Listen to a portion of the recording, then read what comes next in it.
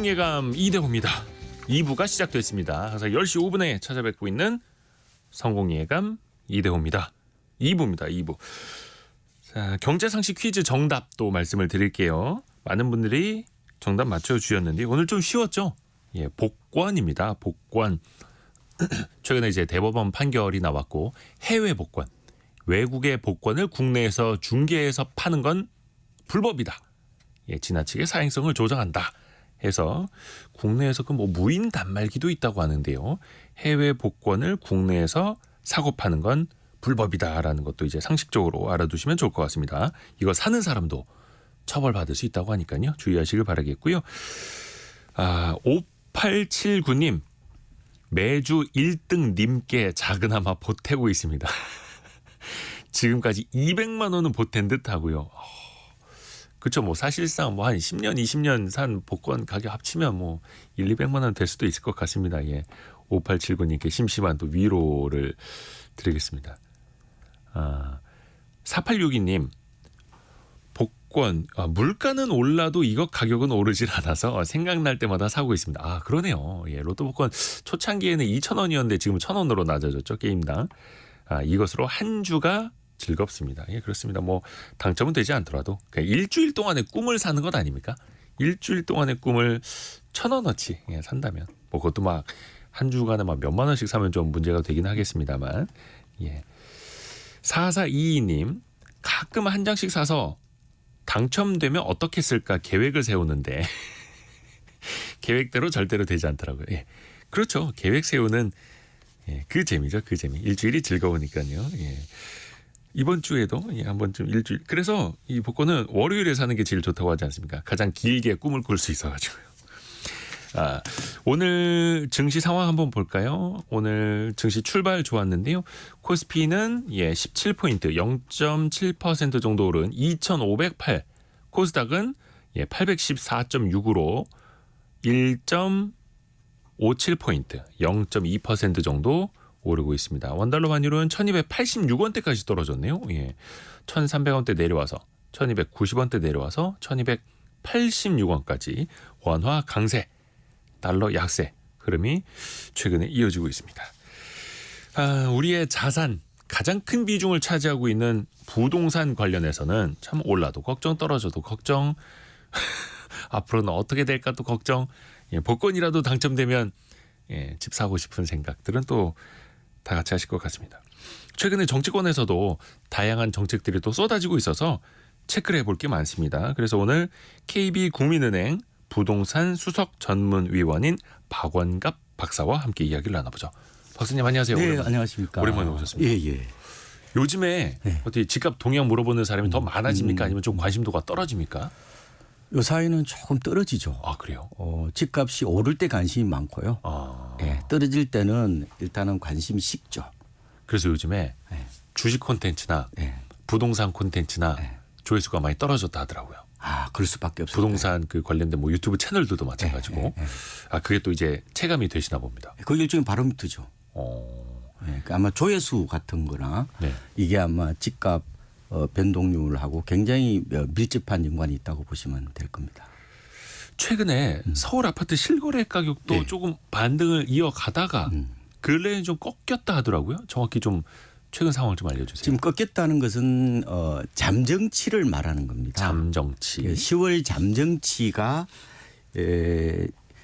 약세로 반전됐다 이렇게 보면 되고요. 그런데 이제 9월까지가 공식 통계고요. 10월은 잠정치입니다. 그래서 서울이 지금 잠정치로 보면은 전달 대비 한 4.5% 0.45% 정도 떨어지고 뭐 전국도 뭐 0.25, 수도권도 0.35%, 지방도 뭐 0.14% 정도 떨어졌어요. 근데 이게 수치는 이제 확정치로 드러날 거잖아요. 근데 이게 방향성은 거의 비슷하다고 봐요. 방향성이 비슷하다라는 건 그러니까 플러스인지 마이너스인지 이게 이제 어느 정도 가늠이 된다는 거죠. 그래서 저는 일제히 다 마이너스잖아요. 그래서 실거래가 기준으로 보면은 이게 우리 피부로 느끼는 체감 지수인데 이게 9월이 아마 단기 고점이다 이렇게 보시면 될 것 같습니다. 아하. 지난 9월 매매 거래 가격이 단기 고점이었다. 네. 그래서 대체적으로 이제 실거래가로 보면은 서울은 1월부터 반등을 했고요. 나머지 지역은 2월부터 반등을 했죠, 반등을 상반기에. 했어요. 그러니까 한 뭐 8개월에서 한 9개월 정도 오르다가 이제 드디어 이제 그 하락세로 전환될 가능성이 좀 있다. 이렇게 보고 있는 거죠. 전반적으로 지난해에는 집값이 좀 많이 빠졌잖아요. 네. 올해 상반기 한 9월까지 반등을 한 게 지난해 빠진 거에 한 어느 정도나 회복이 됐다고 보면 될까요? 서울 기준으로 보면은 절반 이상 올랐죠. 지난해 서울이- 빠진 거에 절반 이상을 회복했다. 작년에 서울이 22%가 떨었거든요. 그리고 수도권은 역시 22% 하락했고 전국은 17% 하락을 했습니다. 네네. 그런데 서울이 지금 9월까지 13.4%가 올랐고요. 예. 수도권은 9.5%가 올랐어요.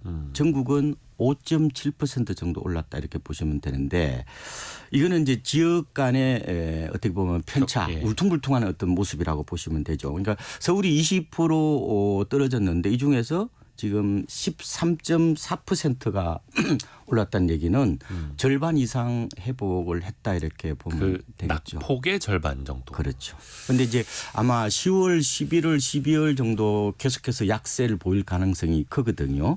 이렇게 되면 아마 올해 서울 기준으로 누계는 한 11에서 한 12% 정도 상승으로 마무리될 가능성도 있다. 이렇게 되면 진짜 작년의 절반 정도 누계로 오를 가능성이 있다 이렇게 보는 거죠. 근데 말씀 중에 10월, 11월, 12월은 좀 약세를 보일 가능성이 있다라고 네, 하셨는데 어떤 배경에서 그럴까요? 지금 거래량이 없어요.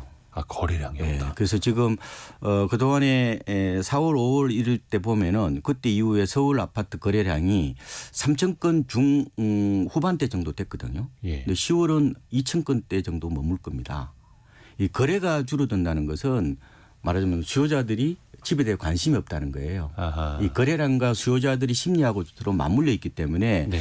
그리고 대체적으로 보면은 집값이 좀 떨어질 것이라는 그런 인식이 강해요. 그래서 제 생각에는 뭐 그렇게 급락은 아니더라도 약세 가능성으로 좀 열어둬야 되지 않느냐 이렇게 보고 있는 겁니다.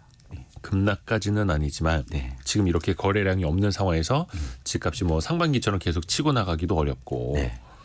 어떤 상반기에는 그 정책적인 영향이 좀 있지 않습니까? 특례 보금자리론이라든지. 그렇죠. 특례보금자리론이 이 집값을 끌어올리는데 1등 공신이었다고 보면 되죠. 지금 정책적인 건 어때요? 지금 내년의 이슈가 네. 이게 이제 그 신생아 특례 대출이거든요. 그래서 이것 때문에 내년에 집값이 생각보다 크게 빠지지는 않을 거다. 저는 이렇게 보는 거예요. 어떻게 보면 한 30대 뭐 한 40대 초중반까지도 실수요자들이 좀 들어올 수 있는. 그렇습니다. 그러니까 특례보금자리론이 40조 가까이가 이제 풀렸잖아요. 예. 근데 이게 신생아 특례 대출이 27조 정도가 돼요. 근데 이제 구입할 수 있는 금액은 뭐 9억 이하로 네. 비슷하죠. 그런데 이제 신생아 특례 대출은 금리가 파격적입니다. 금리가요. 예. 그래서 뭐 싼 것은 1.6에서 비싼 것은 한 3.3%거든요. 특례보금자리론이 싼 것은 3% 비싼 게 한 4% 정도 되었잖아요. 특례 보금자리로는 3, 4%대였는데 네, 네. 신생아 특례는 1에서 3%요. 네. 오. 그러면은 주로 9억 이하의 주택 수요가 일부 생기겠죠. 그러면 그걸 또 판 사람이 있을 거잖아요. 예. 그러면 그분들은 옮겨 타기를 할 거잖아요. 예. 이른바 이제 순환매가 일부 나타날 수 있는 여지는 있죠. 다만 집값이 크게 오르기는 좀 힘든 것은 말씀드린 것처럼 너무 지금 집값이 좀 비싸잖아요. 예. 여러 가지 느끼기에는.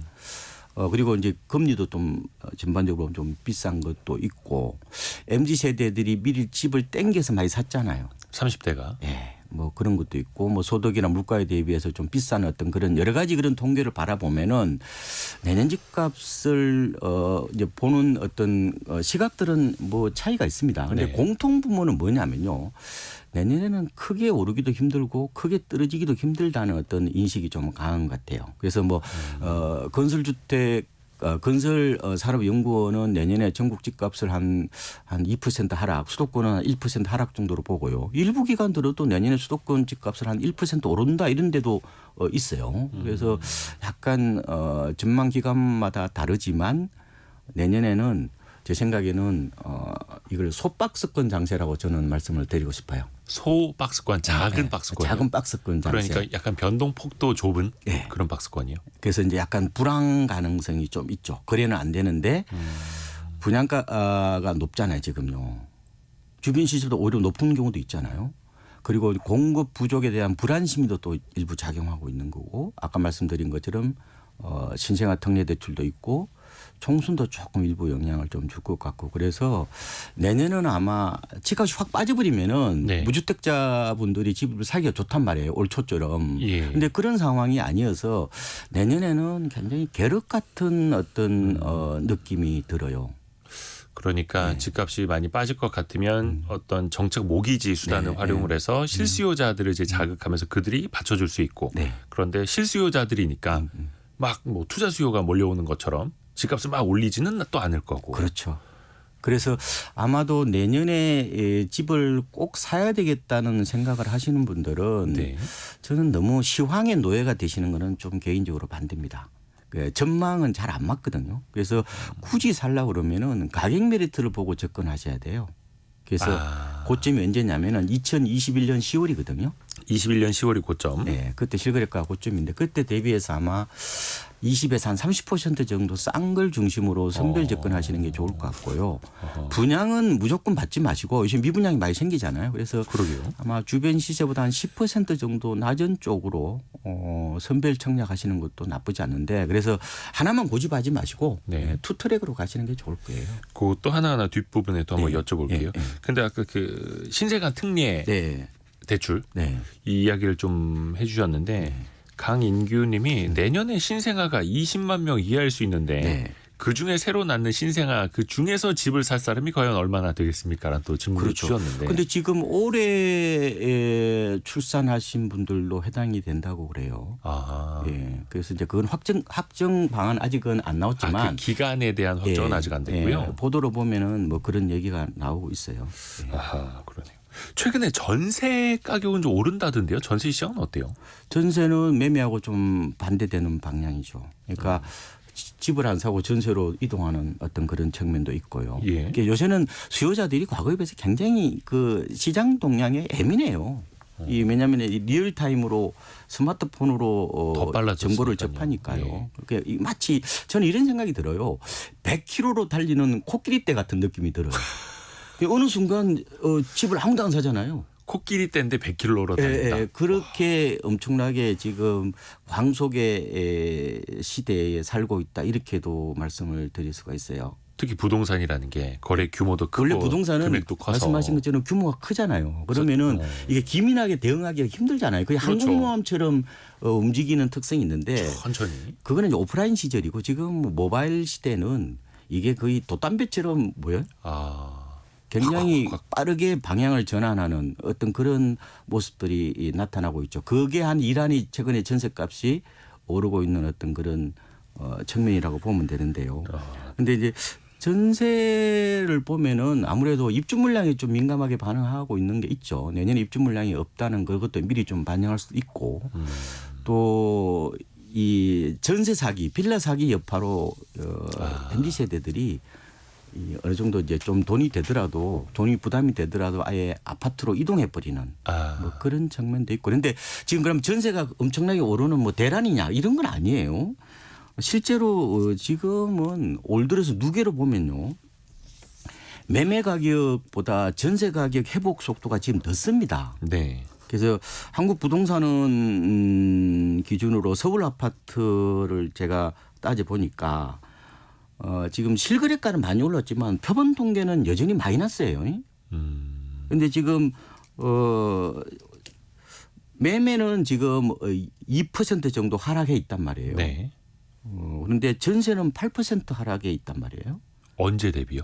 작년 연말 대비해서. 연말 대비. 그러니까 지금은 올해 들어서. 최근에 하반기 들어 전세값이 많이 오르는 것처럼 보이지만 연간으로 보면은 여전히 매매보다는 덜 덜 올랐다 이렇게도 볼 수가 있을 거고요. 그래서 지금은 전세 가격이 크게 오르는 게 아니라 전세 가격이 많이 떨어진 거에서 이제 일부 회복하고 있다 이렇게 보시는 게 더 정확할 겁니다. 아, 전세 가격이 많이 오른다라기보다는 네. 회복을 하고 있는 거다. 이것 역시. 예, 예, 그렇게 보시는 게 맞을 겁니다. 그리고 아까도 말씀해 주셨던 게 우리나라는 그 정보가 굉장히 빠르고 네.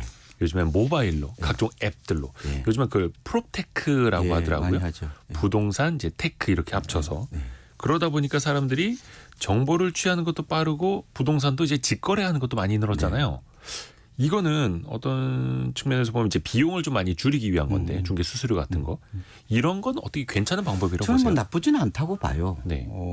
주로 이제 뭐 월세를 구한다든지 아니면 뭐 친인척 간의 거래를 한다든지 하는 경우는 뭐 굳이 중개업소를 통할 필요가 없잖아요. 믿을 수 있는 직거래라면. 예. 근데 매매하는 거 있잖아요. 네. 소유권이 이전되는 거에 대해서는 조금은 저는 중개업소를 좀 통해서 하시는 게 좀 낫지 않을까. 사고가 터지더라도 보통 그 개인인 경우 2억까지 공제 그 받는 게 있거든요. 네. 공인중개사 통하면.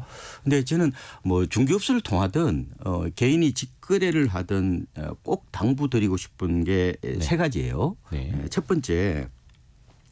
반드시 그 집 주인하고 대면하라는 겁니다. 대면. 특히 직거래일수록 대리 예약은 안 됩니다. 네. 예, 신분증 당연히 확인하고. 위조가 심하니까요. 네. 그리고 주민등록증을 좀 확인을 하십시오. 네. 그리고 세 번째로는 그 입금할 거잖아요. 네. 이때 반드시 그 아파트나 건축물 그 주인 명의 있잖아요. 예. 그쪽으로 돈이 들어가야 된다는 겁니다. 예. 가령 뭐 중개업소 사장님이 내가 받아서 줄 테, 뭐 아니면 대리인이 나한테 주면은 뭐 그쪽으로 전달해 줄게. 그런 거는 절대로 안 된다는 거예요. 아하. 그래서 이 세 가지 원칙 저는 가장 중요한 게 직접 만나서 그 보통 건축물 대장 뗄 거잖아요. 그죠? 네. 그러면 거기 주인 이름이 나올 거잖아요. 그렇죠. 그 주인 이름하고 똑같은 그 은행 통장 계좌로 돈을 보내야 그렇죠. 사고가 터지더라도 나중에 돈을 되돌려 받을 수 있다는 거예요. 아. 그거는 좀 명심을 좀 하시는 게 좋을 것 같습니다. 집을 거래할 때는 실제로 대면을 하고 주민등록증 확인을 하고 실제 그 사람 실명 네. 통장으로 실명을 입금을 하라. 확인하라. 근데 어떻게 보면 되게 당연한 것 같은데 이렇게 안 하는 분들이 또 많다는 뜻이잖아요. 의외로 많죠. 아, 그래요. 그래서 보통 전월세 계약하실 때도 가령 뭐 주인이 지방에 계시다는 거예요. 예. 그럼 못 올른다고 이렇게 얘기를 하면서 대리 계약하는 경우도 많거든요. 이런 경우에는 직접 영상으로도 통화도 하시고 여러 가지 어쨌든 검증 절차를 거쳐야 된다. 요새는 네. 하도 위조가 많으니까요. 그래서 징검다리 건너듯이 진짜 조심스럽게. 꼼꼼히 많이 따져야 됩니다. 요새는. 그리고 아까 잠깐 그 분양 네. 청약시장 이야기를 좀 해주셨는데 요즘 좀 뉴스를 보면 헷갈립니다. 어디는 미달났다. 어디는 뭐 수십 대 1, 100대 1 넘었다. 이건 어떤 흐름입니까? 이것은 소비자들이 이 싼 곳만 찾아다니니까 그런 거죠. 아, 분양가를 철저하게 본다, 따진다. 그렇죠. 분양가 상한제는 이제 분양가가 낮잖아요. 네. 그쪽으로 몰릴 수밖에 없는 거고 나머지는 분양가가 비싸니까 어떻게 보면 입주했을 때 별로 남는 게 없을 거다. 그런 이제 철저하게 계산을 하는 거고 보수적으로 시장을 바라보기 때문에 네. 지금 시장에서 극과 극, 뭐 양극화 양상이 심하게 나타난다 이렇게 보시면 될 겁니다. 분양시장도 양극화 현상이 나타난다.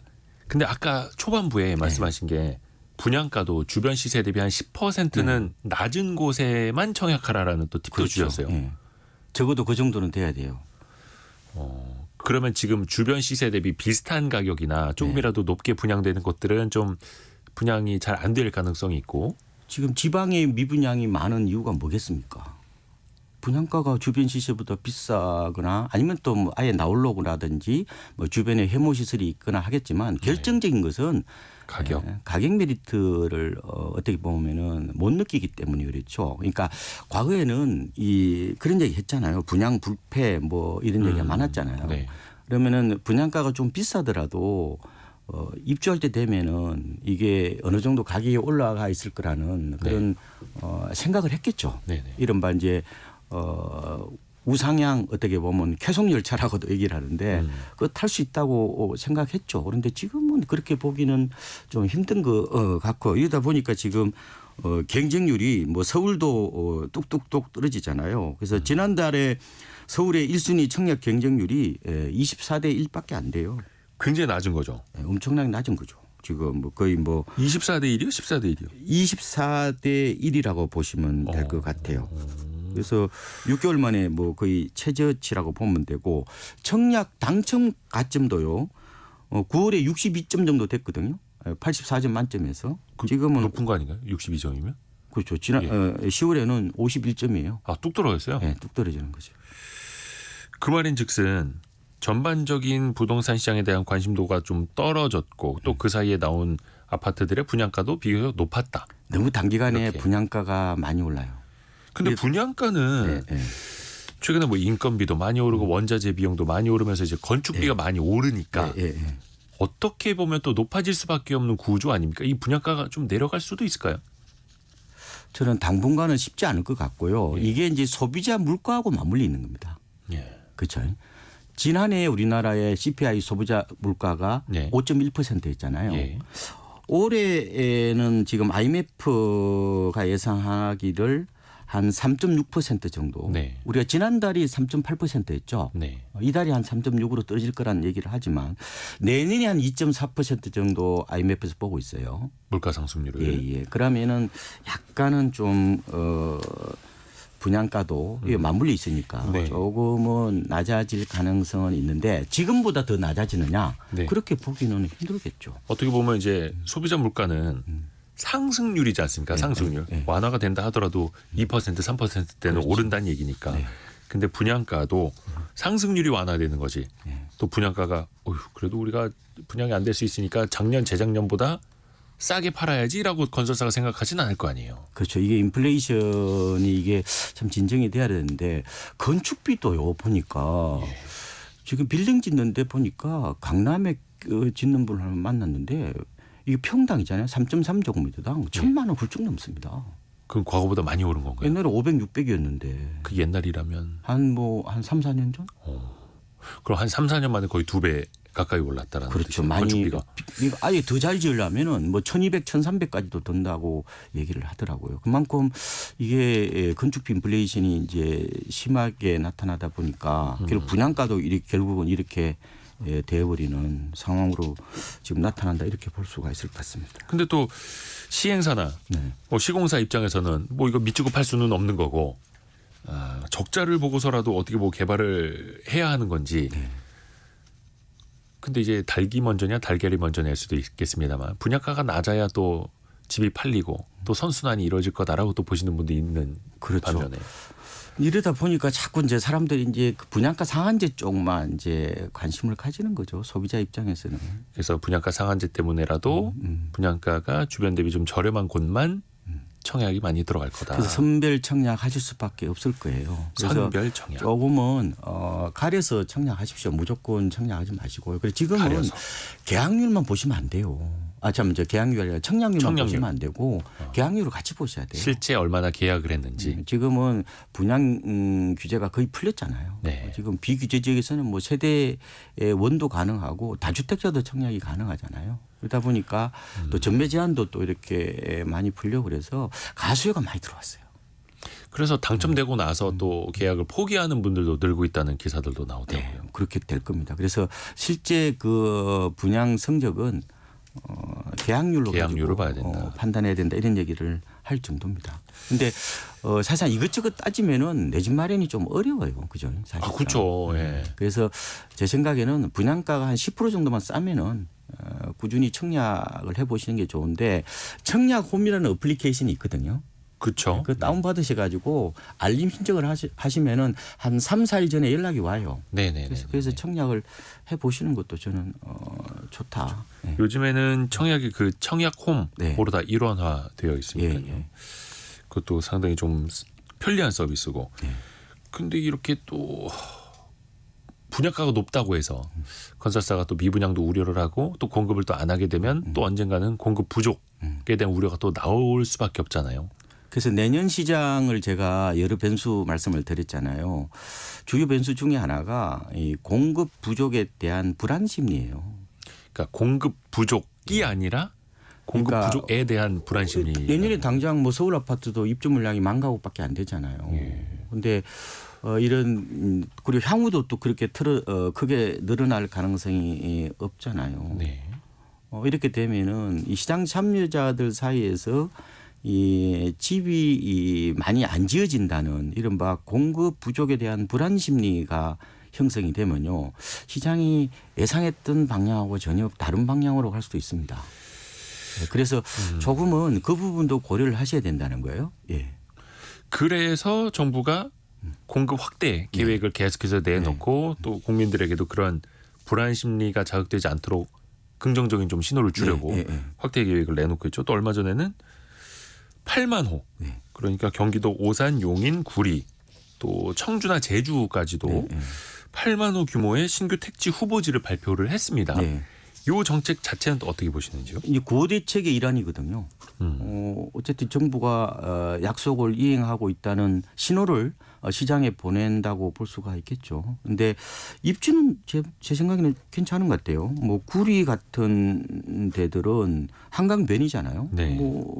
서울하고 거의 붙어 있고 오산이나 용인도 보면은 반도체 뭐 클러스터라든지 뭐 국가 산단 그 주변에 있으니까 나름대로 좀 괜찮은 것 같고 전반적으로 뭐 주택 수요가 많은 서울 건접 지역하고 경기 남부 지역에 좀 많이 짓겠다는 어떤 그런 계획이라고 보시면 될 것 같고 제주도에 5,500가구를 짓는다는 거 저는 깜짝 놀랐거든요. 그래요?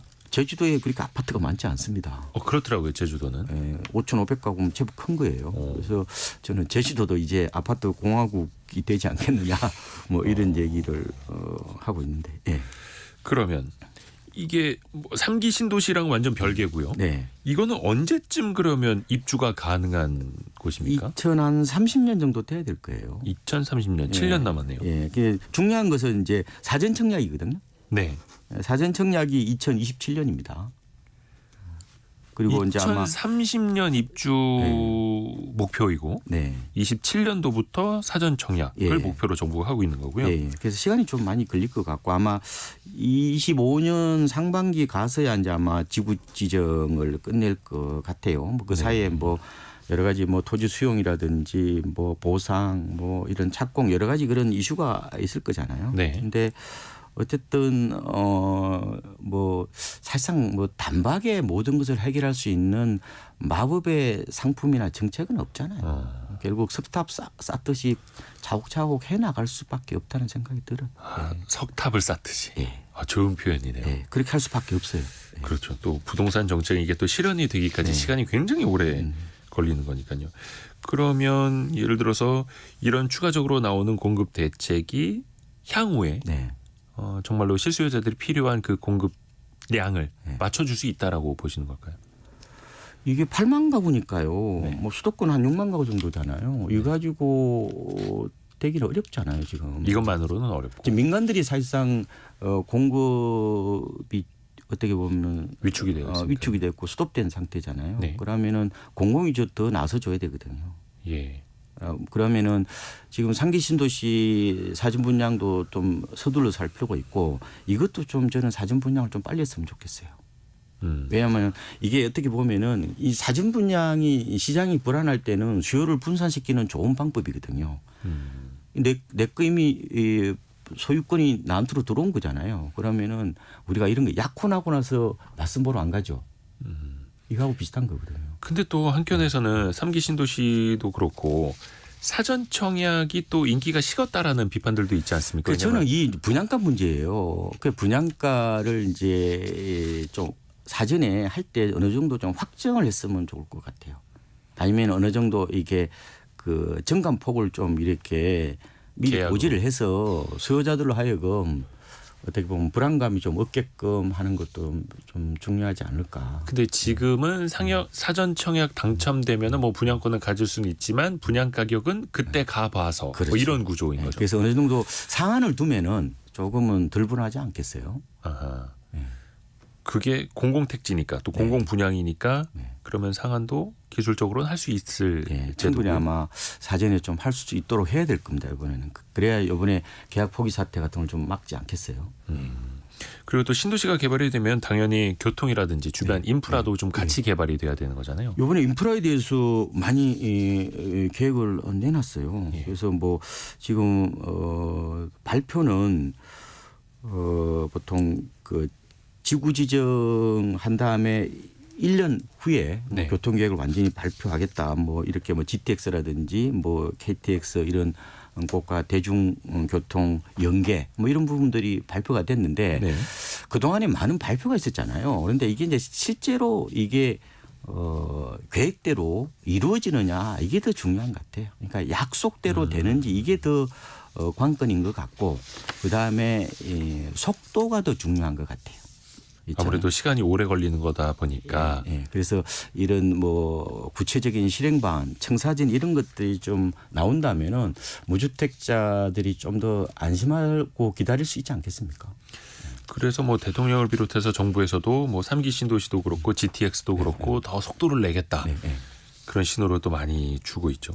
실제로 어떻게 좀 더 빨라지고 있는 것 같긴 합니까? 지금 그렇게 속도로 나오고 있지는 않는 것 같아요. 체감은 아직은. 예, 체감은 아직까지는 크게 못 하고 있다. 옛날에는 그런 얘기도 했잖아요. 뭐 신도시 지어지면은 뭐 장화 신고 들어가서 예. 구두 신고 나온다. 뭐 지금 그 정도는 아니에요 지금.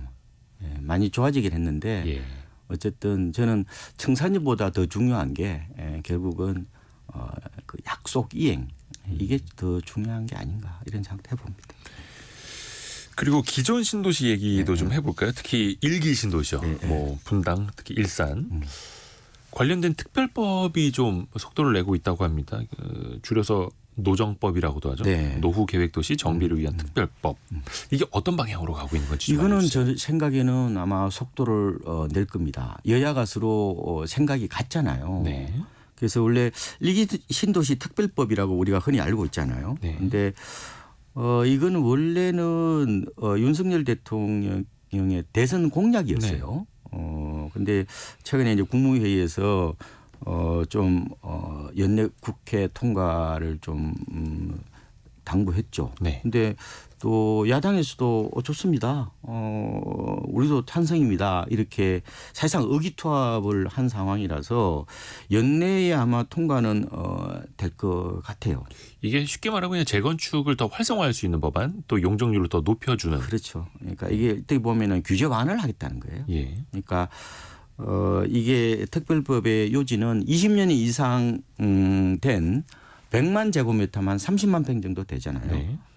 그런 택지에 대해서 재건축 뭐 안전 진단을 면제하거나 완화하겠다. 용적률을 최대 500%까지 올려주겠다. 네. 그다음에 리모델링 할 때에 여러 규제 완화를 해주겠다. 이런 게 내용이 들어 있고 속도를 내기 위해서 통합 심의를 하겠다. 이렇게 지금 내용이 되어 있어요. 이렇게 되면은 아마 제 생각에는 용적률이 좀 낮은 곳에 그다음에 땅값이 비싼 곳에서 좀 수혜를 좀 많이 받지 않겠느냐 이렇게 보고 있거든요. 땅값이 비싸고 용적률이 낮은 곳. 그래서 재건축을 하더라도 수익이 더 많이 나올 수 있는 곳. 그렇죠. 그래서 분당하고 일산 쪽이 먼저 좀 혜택을 받지 않을까 이렇게 보고 있어요. 지금 용적률이요. 169에서 한 226% 정도 되거든요. 1기 신도시. 예. 그런데 지금 분당이 184%고 일산이 169%예요. 네. 그런데 중동 3번 평촌은 200%가 좀 넘어요. 그래서 이 5대 신도시 아파트가 한 21만 채 정도가 되는데 아마 진행은 어느 정도 될 겁니다. 네네. 근데 좀 옥석이 좀 가려질 가능성은 좀 있다 이렇게 보고 있습니다. 같은 1기 신도시라 하더라도 그 내에서 땅값과 그 땅값이 비싼 곳일수록 그리고 용적률이 기존에 낮았던 곳일수록 네. 먼저 그쪽이 더 빛을 볼 수 있다라는 표현이시고요. 앞에서 잠깐 그 리모델링 같은 경우에도 조금 더 용이하도록 규제를 완화하겠다라는 것도 정책을 잠깐 말씀해 주셨는데 1기 신도시 뭐 살고 계시는 분들도 마찬가지고 그분들 입장에서는 그러면 재건축이냐 리모델링이냐 저울질을 좀 하실 거 아니에요. 고민을 하겠죠. 근데 지금 재건축에 대해서 여러 가지 인센티브가 많이 주어지기 때문에 용적률이 500% 물론 최대입니다. 예. 이건 엄청난 큰 메리트잖아요. 예. 그래서 아마 리모델링으로 추진하던 곳들도 아마 재건축으로 돌아설 가능성이 높을 거예요. 아, 리모델링을 추진하던 것도 오히려 재건축으로 가는 가능성이 있죠. 그렇죠. 층수가 거의 뭐 3, 40층 막 이렇게 갈 수 네. 있다면.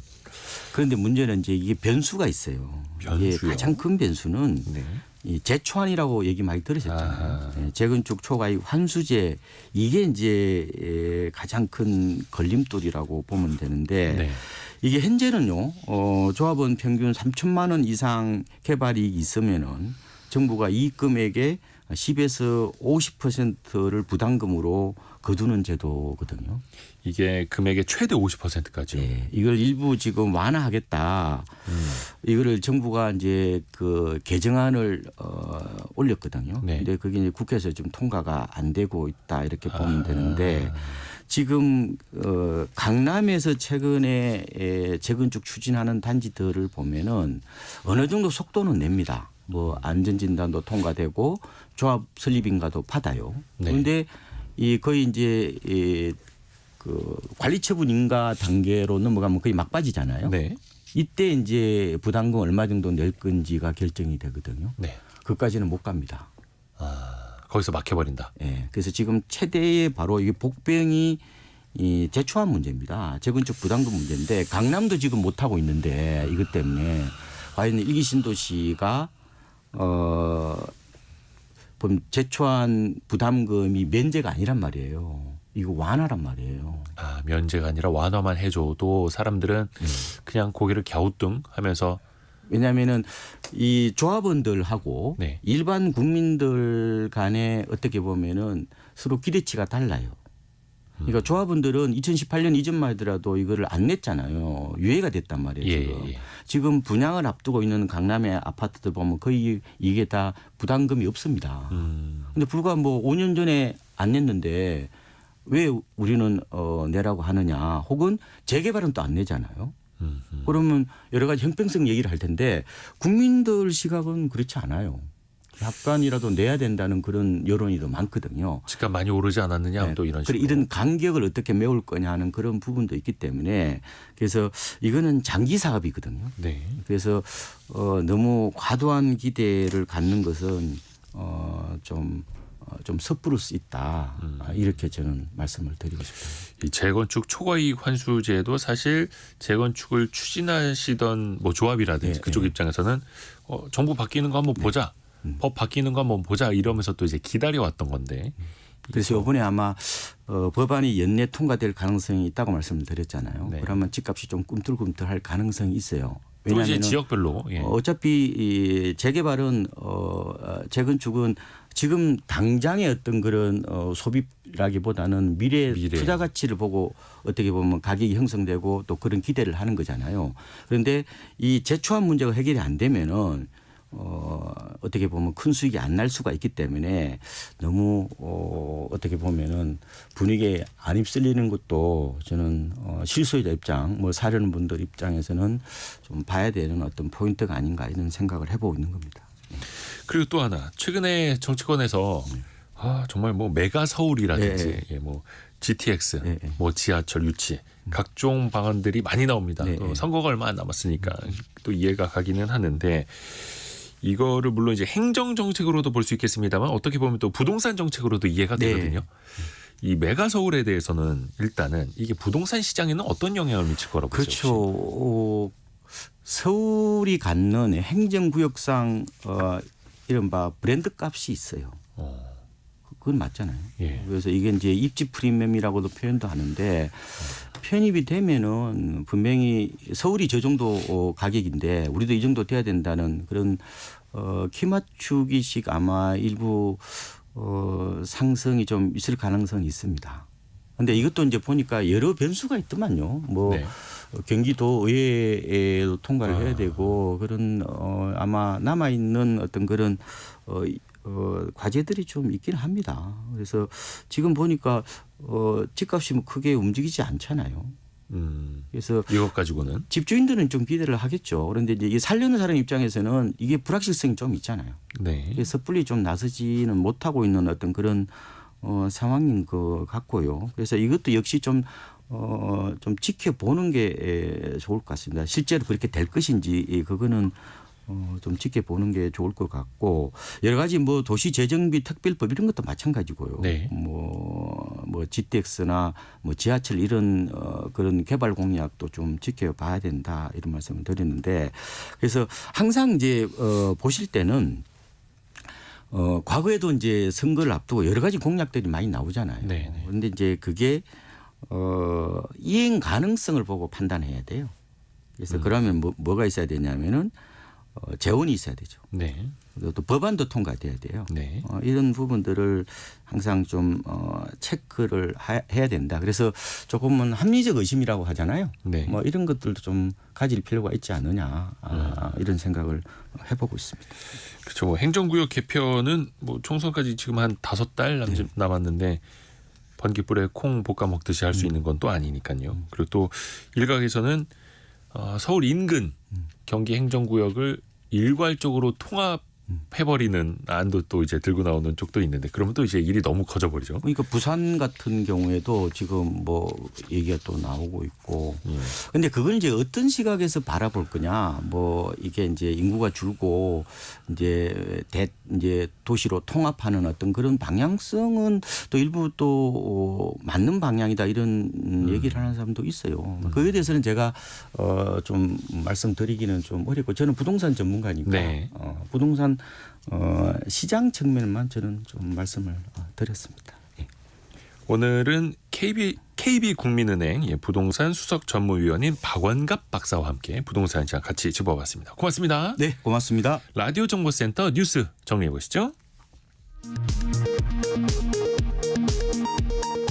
11월 들어 20일까지 수출이 1년 전보다 2.2% 증가한 가운데 무역 수지는 14억 1,600만 달러 적자를 기록했습니다.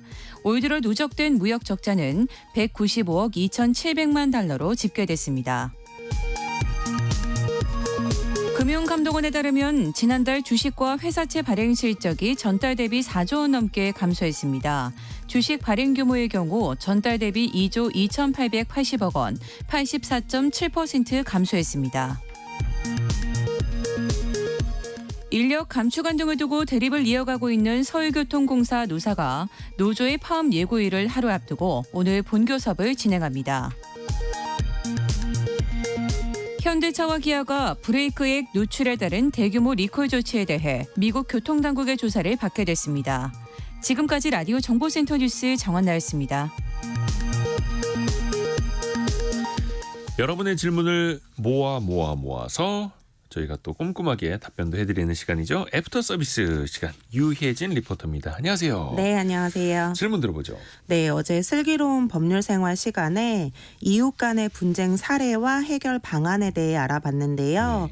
7417님, 옆집에서 악취가 심하게 납니다. 법적으로 해결할 방법이 있을까요? 하셨는데요. 예. 남양주 법률사무소 승전 부동산 전문 이종찬 변호사에게 자문을 구해봤는데요. 악취와 관련된 부분을 법적으로 해결하기란 쉽지 않다고 합니다. 생활 악취에 대해서 조치할 수 있는 법률이 없기 때문이고요.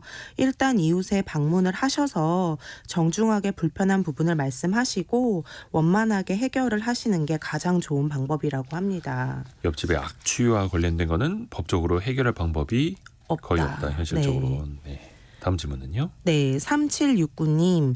아파트 리모델링을 할 때 엘리베이터 사용과 소음을 이유로 3일 공사 시 11만 원을 관리사무소에 지불하라는데 이것도 법으로 정해진 걸까요? 하고 질문을 하셨습니다. 이 내용 역시 이종찬 변호사에게 문의를 해봤는데요. 법적으로 리모델링을 할 때 관리사무소에 일종의 벌금을 내야 한다는 규정은 없다고 합니다. 아마 아파트 자체 관리 규약으로 이런 것을 정한 것으로 추측이 된다고 하네요. 어떤 아파트는 3만 원 받는 곳도 있고 어떤 아파트는 안 받는 곳도 있고 네. 주민들끼리 약속을 한 걸 테니까요. 다음 네. 질문은요. 그리고 정진권님, 밑에 층에서 하수구가 막혀서 물이 안 내려가면 책임은 누구에게 있나요? 하고 문의 주셨는데요. 이종찬 변호사에 따르면 하수구가 막히는 경우 그걸 막히게 한 사람에게 책임이 있는데 이 책임 소재를 가린다는 것은 거의 불가능하다고 합니다. 그렇겠네요. 예. 하수관을 사용한 모든 사람의 책임이 쌓이고 쌓여서 막히게 된 것이기 때문입니다. 단 공동으로 사용하는 배관이라면 모든 층의 사람들이 나눠서 수리 비용을 내야 하고요. 우리 집만 사용하는 배관이라면 막힌 층의 사람이 수리 비용을 부담해야 한다고 합니다. 아하. 다음 질문도 들어보죠.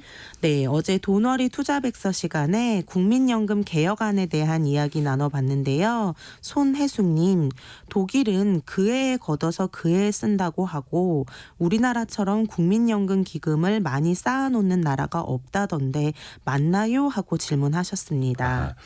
독일이 좀 특이한 방식이죠. 부과 방식이라고 하는데 그러니까 현재 사람들이 낸 보험료를 가지고 현재 퇴직한 사람들에게 보험금을 제공해주는 네. 그렇게 연금을 부과 방식으로 바로 받아서 바로 전달해주는 그런 방식인데요. 사실 독일의 공적 연금이 도입된 게 1889년이라고 합니다. 역사가 긴데요. 처음에는 우리나라 같은 적립 방식이었다고 합니다. 쌓아놓고 주는 네. 방식이었는데 그런데 1차 세계대전, 2차 세계대전을 겪으면서 물가도 많이 오르고 재정 상태도 안 좋아지고 간혹 전쟁 물자로 이걸 동원해버리는 일도 생겨서 안 되겠다. 그래서 1957년에 연금 개혁을 해서 지금과 같은 부과 방식으로 바꿨다고 합니다. 근데 이것도 한계가 있죠. 인구가 고령화되고 또 경기가 침체되고 이러면 네. 당연히 재정도 악화될 수밖에 없다라는 게 현재 독일의 공적 연금 시스템입니다. 다음 질문도 들어볼까요? 네, 어제 퀴즈 정답이 반려동물이었는데요. 9773님, 반려동물 등록제는 개, 고양이만 등록하는 건가요? 따로 세금을 더 내고 하는 건 없는지요? 하고 문자 주셨습니다. 네. 일단은 반려견 같은 경우에는 2개월 이상의 연령이 된 것들이 이제 의무적으로 되어 네. 있고요. 고양이는 일부 지역에서 뭐 희망하는 사람이나 시범 네. 사업으로 적용이 된다고 하네요. 그리고 반려견 같은 경우에 이 등록제 그 칩을 심어 놓지 않을 경우에는 과태료를 받을 수도 있으니까요. 반드시 또 이행을 하셔야 되겠고요. 그게 20만 원 이상 60만 원 이하의 과태료라고 꽤 합니다. 크네요. 예. 그래서 그 칩을 심는데 비용이 한 4만 원에서 8만 원 사이가 든다고 해요. 근데 이거는 지자체에 따라서 일부 지원이 되는 곳이 있으니까요. 이것도 네. 잘 알아보시면 좋을 것 같습니다. 오늘은 유혜진 리포터와 함께 부터 서비스했습니다. 고맙습니다. 감사합니다. 자, 성공예가 벌써 마칠 시간이 됐네요. 예. 내일 아침 9시 5분을 또 한번 기약을 하겠습니다. 수요일에 다시 뵙겠습니다. 성공예감은 오늘도 여러분을 응원합니다.